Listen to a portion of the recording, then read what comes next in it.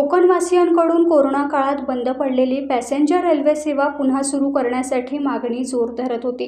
प्रवाशांची गरज आणि वाढती मागणी पाहता मध्य रेल्वे प्रशासनाने कोकणवासियांसाठी दिलासा देणारी बातमी जाहीर केली।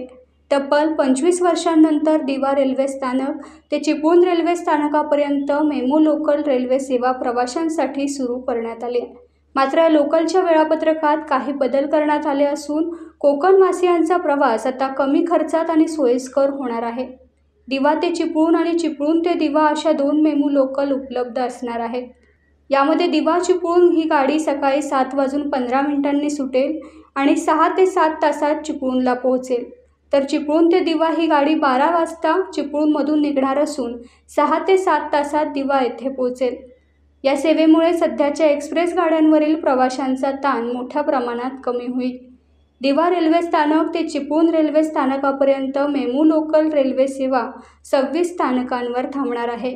यामध्ये चिपळूण, खेड, वीर, माणगाव, इंदापूर, गोरेगाव, कोलाड, रोहा, पेण आणि पनवेल या महत्त्वाच्या स्थानकांचा समावेश आहे।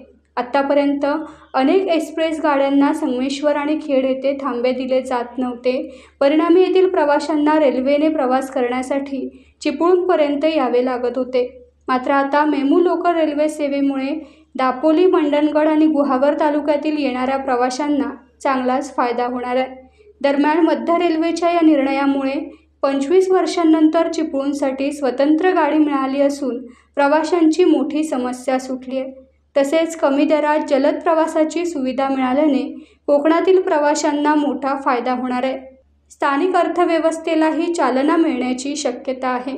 टाइम्स डिजिटलला लाईक करा, शेअर करा, सबस्क्राईब करा आणि बेल आयकॉन दाबायला विसरू नका। Times digital.